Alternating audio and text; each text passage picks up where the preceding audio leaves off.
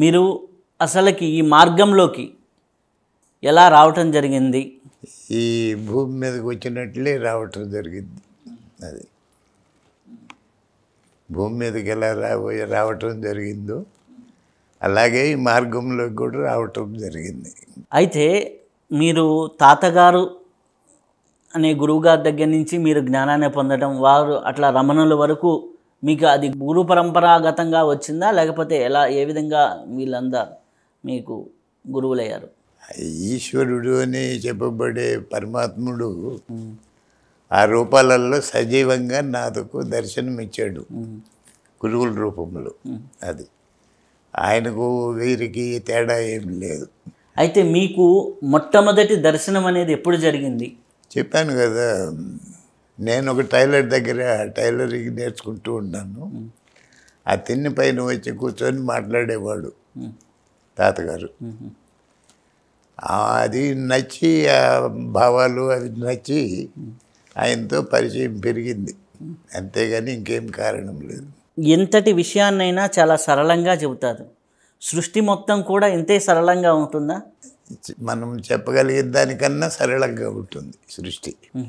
మనం మన తెలివితేటలన్నీ ఉపయోగించి ఎలా చెప్పగలుగుతామో అంతకు మించి సరళంగా ఉంటుంది. అది సరళంగా ఉందని మనం ఎలా గుర్తించాలి? ఉంది కాబట్టి. అది ఎలా ఉంటే గుర్తించటం అని కాదు, అది ఉన్నట్లే ఉంది కాబట్టి గుర్తించటం జరుగుతుంది. అది తాను భూమి మీదకి వచ్చేటప్పుడు ఎలా ఉండాలి అని అనుకొని వచ్చాడా? లేదు, ఎలా ఉండాలనో అలా వచ్చాడనమాట. ఆ విధంగానే అన్ని విషయాలు కూడా అక్కడ ఇంకేమీ కారణాలు ఉండవు, సహజంగా ఉంటాయి. చిన్ని బిడ్డకు మీసం గడ్డం రాదు, కానీ ఆ వయసు వచ్చే వేళకి అవి సహజంగా వస్తాయి. అట్లా ఒకరి జీవితంలో కూడా ఏవైనా వచ్చినట్టు వెళ్ళినట్టున్నా కూడా సహజంగా వస్తాయి. అది వాటి కారణాలు ఇవేమీ ఉండవు. ఉన్నతి పొందడానికి ఆధ్యాత్మికంగా సాధన అవసరమా, సహజంగానే జరుగుతుందా?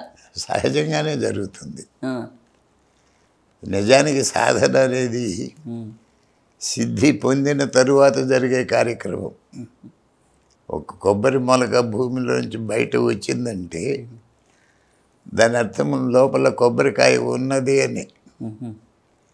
కొబ్బరికాయ ఉంటేనే కదా మొలక వస్తుంది. మళ్ళా అది పెరిగి పెద్దదైతే మన చేతికి ఇచ్చేది కూడా అదే ఫలితాన్ని ఇస్తుంది. అట్లా సిద్ధిలో నుంచే సాధన ప్రారంభం అవుతుంది, చివరికి అది సిద్ధితోనే పూర్తవుతుంది, ఇంకేం లేదు. అసలు సిద్ధి అంటే ఏంటి? ఇప్పుడు ఎలా ఉందో అలా ఉండటమే సిద్ధి. అది ఎలా అర్థం చేసుకోవాలి? అది మీకు ఎలా అర్థం చేసుకోగలిగితే అలానే చేసుకోవచ్చు, లోటేమీ ఉండదు, తేడా ఉండదు. ఇప్పుడు ఒక విషయం గురించి ఒక వ్యక్తికి ఒక అవగాహన ఉంటుంది, ఇంకొక వ్యక్తికి ఇంకొక అవగాహన ఉంటుంది. ఈ అవగాహన శక్తుల్లో వ్యత్యాసం ఉన్నప్పుడు సహజమైన భగవతత్వాన్ని ఎట్లా పొందుతాడు?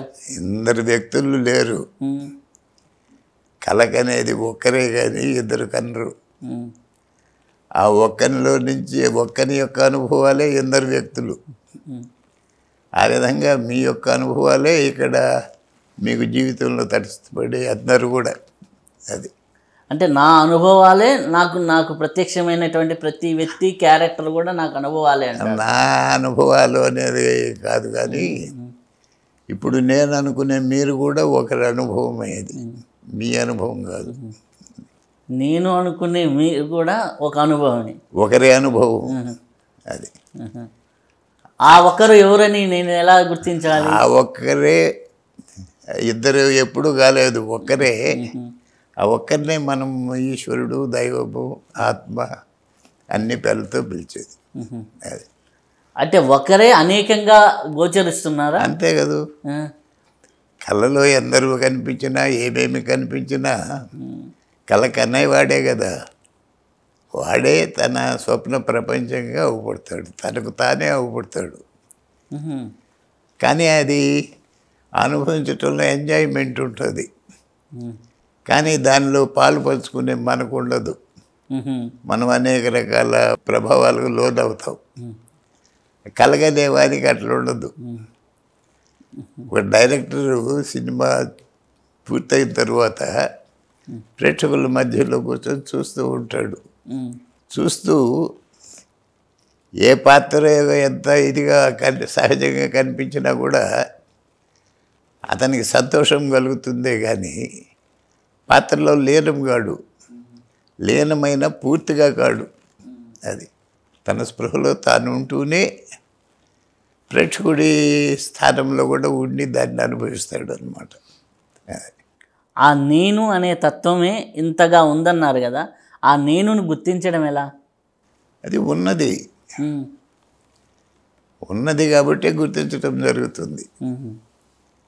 అక్కడ ఉన్నది అని చెప్పటంలో ఉన్నది ఉన్నది అని చెప్పాలి న్యాయంగా. మొదట చెప్పబడిన ఉన్నది నామవాచకం, తర్వాత చెప్పబడింది క్రియావాచకం. అది అయితే ఆ ఉన్నది అనే తత్వాన్ని గ్రహించి అనుభవం పొందడం ఎలా? అది మీకు అన్యంగా ఉంటేనే మీరు అనుభవం పొందటం జరుగుతుంది. మీరుగా ఉన్నప్పుడు అనుభవం పొందటం అనే ప్రశ్నే రాదు.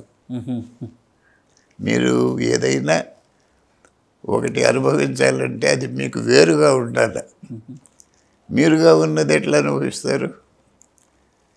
అట్లా మీరుగా ఉన్నదాన్ని మీరు ప్రకటించటమే నేను అనే పదానికి అర్థం. అయితే ఈ సహజమైన స్థితిని పొందడంకి ఏం సాధన చేయాలి? సహజంగానే కలుగుతుంది. అది సాధన అవసరం లేదు. కానీ సాధన అవసరమై ఉన్నట్లు కనిపిస్తుంది, అనిపిస్తుంది. అవసరం లేదు. అంటే ఈ సాధన సత్సంగాలు అవసరం లేదంటారా? అవసరమే. అది శరీరంలో భాగాల మాదిరిగా వాటిల్లో ఇది ఒక భాగమే, కానీ ఇది సంపూర్ణంగా ఇదే కాదు. అది సాధన సత్సంగం అనేది కూడా దీనిలో భాగమే మొత్తంలో. అది అంటే ఈ జగన్నాటకంలోనే భాగం అంటారు. అవును. ఈ నాటకానికి స్క్రీన్ ప్లే చేస్తున్నది ఈశ్వర తత్వం అయితే అసలు ఇంత తత్వాన్ని, ఇంత నాటకాన్ని ఎందుకు నడపాలి? ఎందుకు అనే ప్రశ్న ఇప్పటి వరకు